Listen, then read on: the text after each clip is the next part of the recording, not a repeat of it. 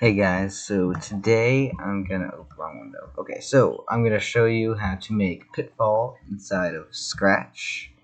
This is based on what I have built, so just gonna show you, go over the code I have instead of rewriting it for completely the beginning. So I'm just gonna play it so you see how it rolls. So I have my character here. So as you can see, there's barrels that come down, and those have a spinning animation, obviously, because it looks like they're actually like, rolling down towards me. And the player, he has does not have a walking animation at the moment, but see how he can die if he gets hit by a barrel. He falls down here, and he can climb back up. The snake is obviously, it'll do the same thing. It'll spawn you back up. Yep. But you can fall here. See the difference between being able to fall versus, oh, a little glitch there. Let's see, if I die one more time, what happens?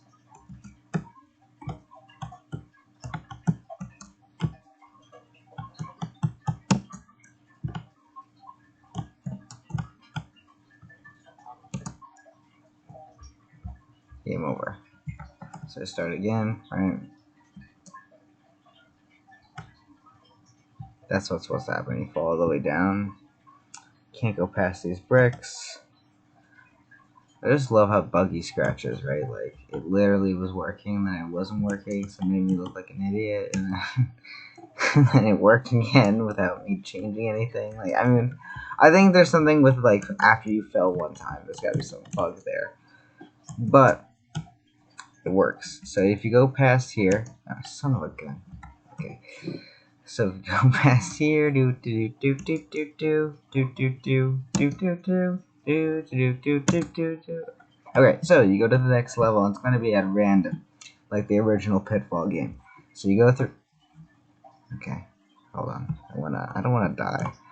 Hold on.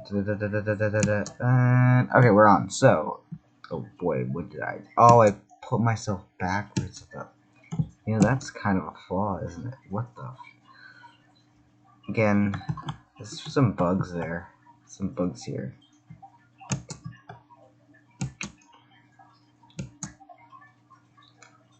Alright, so this time I got crocodiles. Oh, I waited too long.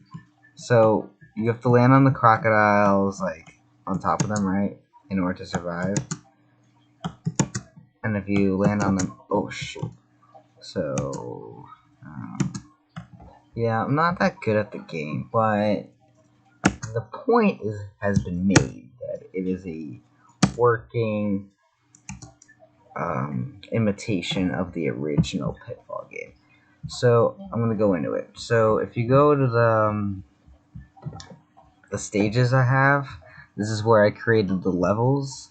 So I have, this is the barrel level where they just roll down towards you, because obviously like the background needs to be the same. I mean, if you're trying to go for authenticity from the original Pitfall game from like Atari or whatever, so it was on some other systems too. But so you got the swamp, which is where the crocodiles are, and then you got the pit, which is where the rope thing that I know I cut off from when it sent me in the beginning. That's another bug, but it would normally bring you across. You go in here, then you go on, and it goes and spawns yet another level, right?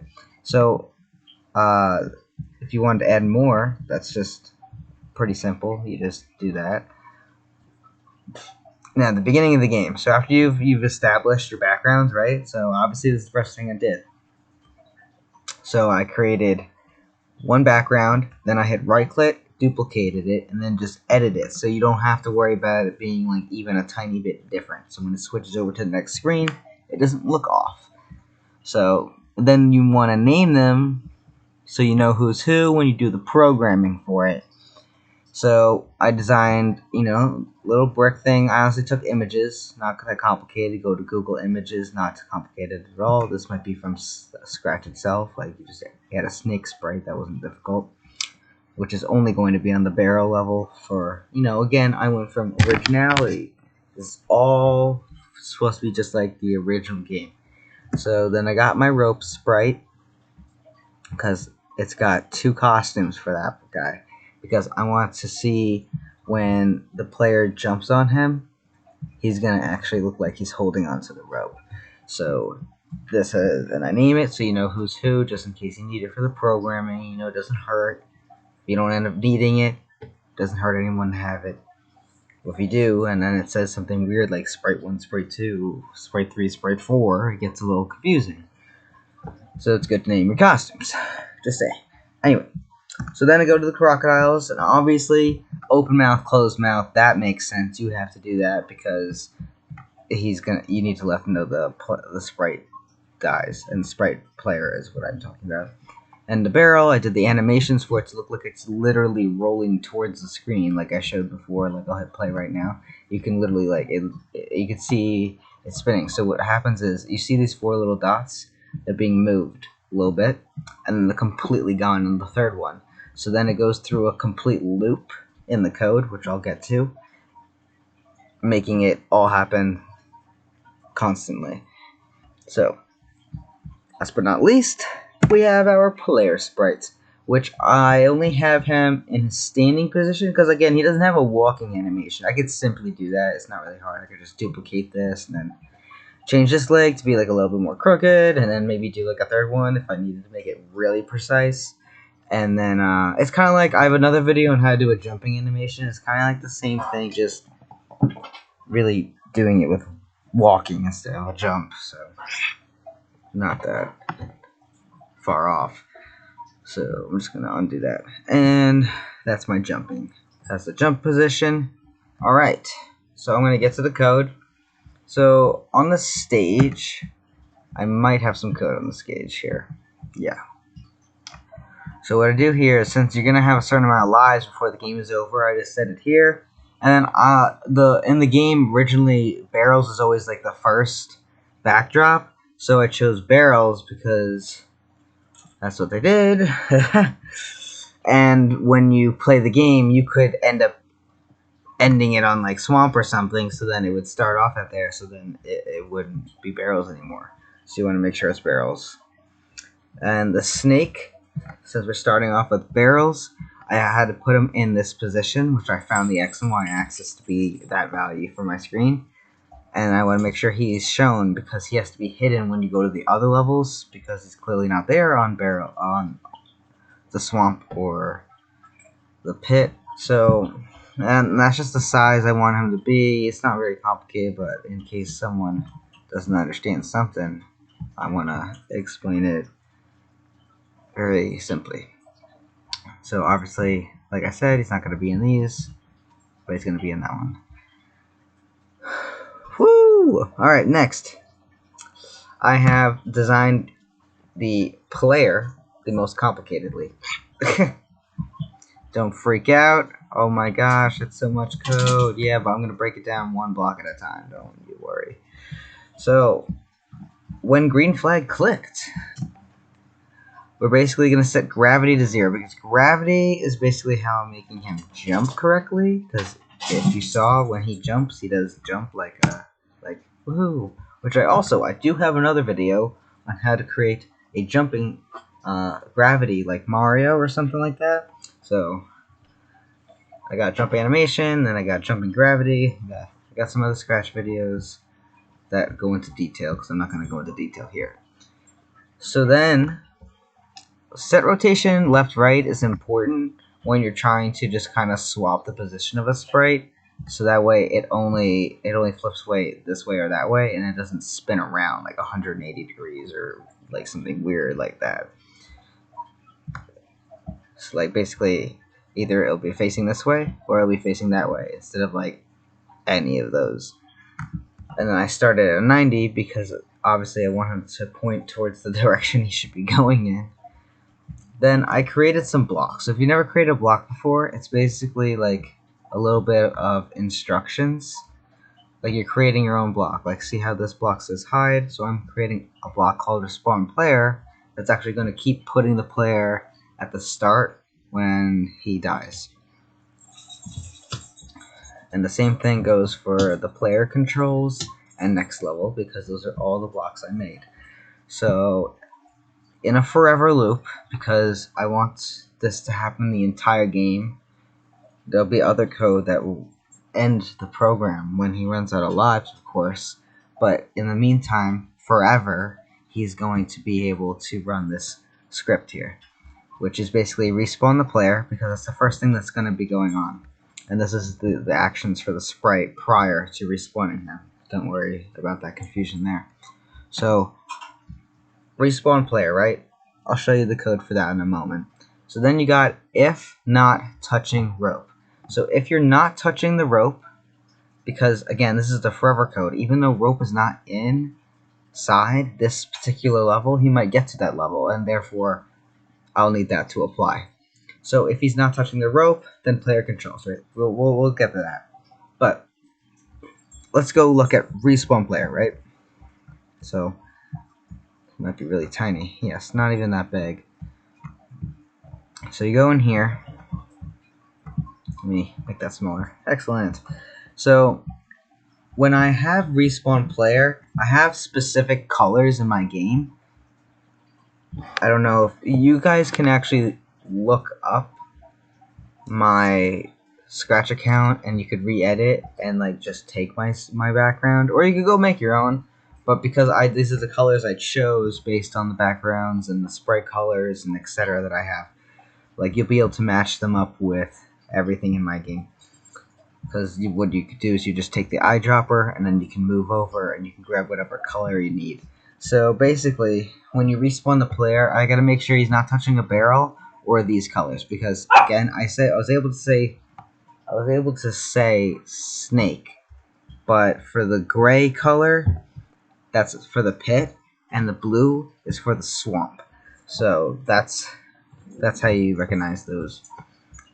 And as long as you have lives left, you'll be able to literally respawn the player. And if not, I want to just let them game over and stop. We'll stop everything, including those forever loops. If you're wondering, I'm just trying to go over all the bases. I know this might be really annoying. Some people might be skipping around because I'm just going over every block. But some people just really don't understand the simplest blocks. So I'm just trying to cover all my bases, basically. Alright, moving on. So if we're not touching the rope, you got to be doing the player controls. Why? Because if you're touching the rope, I don't want you to control the player, because you're supposed to, when you're on that rope, you're just supposed to basically hit the button like the original game when you want to jump off, just like the original game. So that's why I programmed it like that. I'm trying to go for originality here. So, moving on. We're going to player controls, because over in player controls, this is where all the important stuff is, quite frankly, because, this is how you control the player, hence player controls. Not crazy at all. So, I programmed it with arrow keys like a normal person. I'm sorry for you WASD friends, but you can always change it to WASD. No harm, no foul. So if left arrow key is pressed, you clearly want to face the left, because like I said before, going to the right was where the game was instruction, because obviously he's aiming towards the next level that way. And move 1.8 steps is the speed I have chosen for my player. It's literally just the speed, because obviously you want to choose you have to choose the same number, otherwise it's not going to make sense. And negative is just because, well, technically, this right here is the color of the bricks over here. That's the only thing that's red, if you noticed. And I have minus 1.8 point steps because his speed is 1.8 steps. So if he goes minus 1.8 steps, he'll actually move nothing, because 1.8 minus 1.8 is 0. So, that was the easiest math you'll ever do in your life. Now, if he's touching the crocodiles, rather, or he's touching that yellow or gray, because you gotta understand, when he's moving around on here, I don't want him to just be falling through the floor, because I do want him to fall through that black square. So there's gonna be some code with gravity based on that as well. So, if he's touching the crocodiles, or he's touching like the yellow, or that like dark gray, because, if we go back in our stage here, when we go to the swamp, we gotta make, oh, that's not the swamp. Well, no, it is. So I gotta make sure that he's this thing right here. We're specific to this blue water here. So, going back to the player. So, switch costume to standing. Set gravity to 0. This is all that jumping stuff. So, if key space jump, you can watch my other video. I'll go. I already have explained all that stuff basically. Sorry, I don't want this video to be too long. If touching green, we all know what green is, right? Yes, I hope so. It's the stairs here, not the trees. We don't go. The trees are irrelevant to the game. So if touching green, which was the exact color green, because like I said, you can do the eyedropper tool, and then you just go, bam, my man, I want that. So if he's touching the green and you press up, because see how this if, these ifs are inside another if. So if he's touching green and he presses up, we can move him upward, which is how I climbed up before. And then if you're not touching that yellow, that might be where part of the bug was, like maybe, not sure, because like I know in the second round when you try and fall, it was like a little weird. But other than that, it is completely functional, honestly. I proved it at the beginning of the video. But there are a little bit of bugs, so I don't really want comments being like, oh, it doesn't work. It's like, okay, yeah, I showed you, there's a little bit of bugs. A little bit of bugs. Calm down. But it's mainly functional. All these internet trolls. All these internet trolls. Moving on. So, when you have this else statement, that is important because if you just made it an if, you wouldn't be able to fall back down when you're not touching the ladder. So, that's not important. So, I'm going to run the game one more time. Da da da da da da da da. And then you fall, right? See? It works. So the internet controls are wrong. So therefore, when we go down -1 with the down arrow, if for some reason you wanted to go back down, you could, even though there's no point of being down there. So then for that was all the player controls. Sorry, I'm going back here. Now, if you want to go towards if the X position is greater than 230, which is that other side of the screen, which basically lets you decide that you have to spawn a new level. So I do next level. So next level is not complicated at all. It's the shortest block here. All you do is switch a backdrop. That's it. And I just make sure that he starts back at the left-hand side of the screen and points to the right. That's all. You know, double checking that he's in the right position, and then boom, choose a new level. And obviously the programming was already completed. I already showed you it. So now, if you are touching the rope, then I want to hide him because I changed the rope to have its own sprite costume of him on it, if you see right here. So that's why that's programmed like that, if you forgot. And then you want to just broadcast grabbed rope because I have a little message doing it. And then we wait until key press, because like I said, like the original game, you press a button to then decide when you want to jump off the rope. And then, you know, go to the new location because you jumped off the rope, and then show him because we were hiding him because we did the sprite for the rope, like I just said. It's all pretty simple. It's all explanatory. When you start like reading it all together like this, it's like, oh yeah. So, what am I looking for? Oh, broadcast grab the rope might be in somewhere else. But, right here, when land on croc, when I receive spawn player, these are going to be in other messages. So, when you go to barrel, when green flag clicked is not necessary because it's more or less when backdrop is switched to barrels, because you could get this level over and over again, depending on how long you're surviving and stuff. So, you just want to switch it while it's not backdrop number 1, because if you look at the backdrops, they're all numbered. And create clones yourself, because that's how you keep making the barrels. I used it with a clone method, which is why I want to delete the clones if the level changes, because you don't know when the sprite player is going to get to the other side. And you know, start at the right side of the screen, show them because they were hidden. then, and when they touch the edge, I want them to delete. I don't want to stay there, so I have to delete this clone after the repeat until, because when it's touching edge, I want it to go away. And change X by, because that's how you move it to left and right, because you should know your axis, and that's the speed. And you have to make it a minus speed because it's going to the left, not the right, which is also based on your graphing knowledge from math class. Alright, yep, that was barrel code. Alright, crocodiles. Wow, this is easy, isn't it? Alright, so when backdrop switches to barrels, we hit it. Backdrop switches to pit, we hit it. Oh, why? Because we're on the swamp level, and only crocodiles exist on the swamp level. So when backdrop switches to swamp, hide, go here, create a clone, create a clone, create a clone. Why? Because we created 3 clones at the crocodile level, self-explanatory there. So when I start as a clone is how you instruct the clones. So show the crocodiles, obviously, because they were hidden. Again. And then we do forever loop, because again, when the game stops, all the forever loops will stop as well. So you do not have to worry about it literally being forever ever. It's forever until you specify otherwise. So switch costume to open mouth, wait 2.3 seconds, because that's the speed of how long you have to jump on them. When I was playing, the action might have been too short. Maybe I should change it to like 2.5, 2.7, something like that. Wait 5 seconds, but that's going to base. You could always change this to a variable, so that way, based on how long they've been playing the game, that speed can go up or smaller, but you can make a minimum and maximum, so it's not an impossible feat, but makes it more difficult as the game goes on. These are just things you can change. Just throwing, ideas out.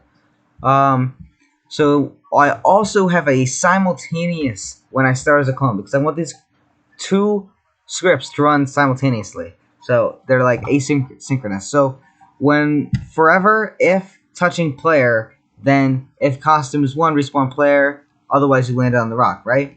Because if the crocodile is touching the player and the costume is 1, because the costume 1, if you remember, is the standing player, not jumping player. So you want to broadcast respawn player. Otherwise, you landed on the croc, which, if you recognize, I have here. Which, because if you land on the crocodile, you also still want to be able to jump off of him, because it was originally programmed for the yellow. If you look back, it was programmed for yellow, because that's the floor color here. So we had to adjust that for landing on the crocodile successfully. Just saying.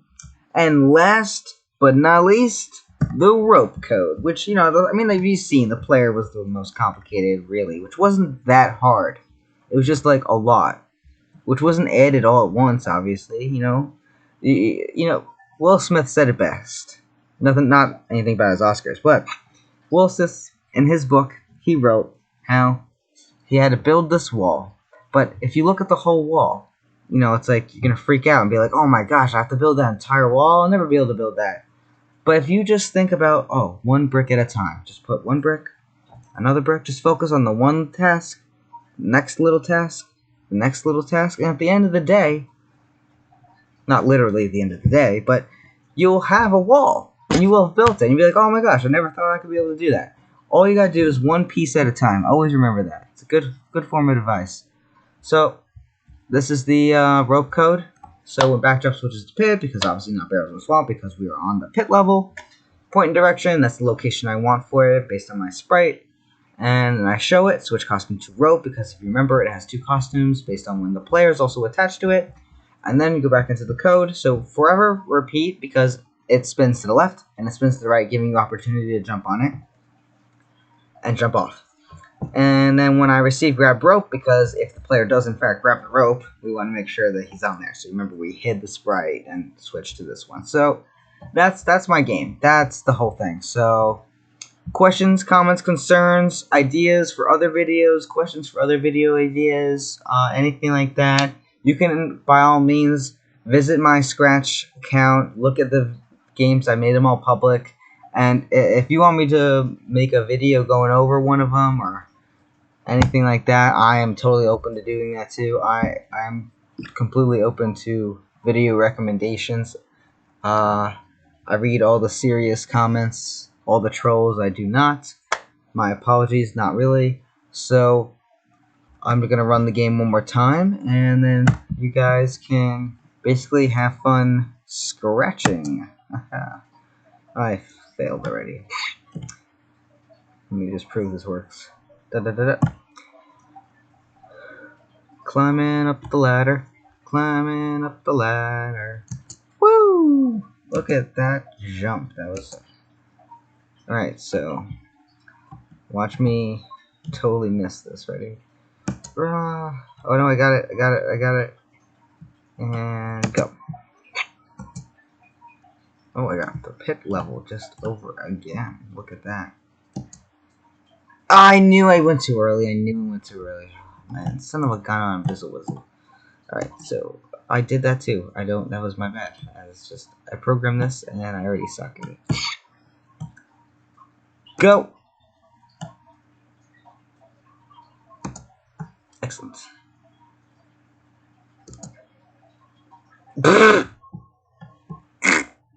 That was terrible.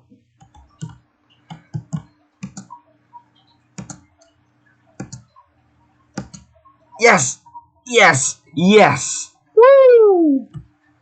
Alright, yeah, I'm just gonna die on purpose now. So, that's the game, just like the original. Good luck.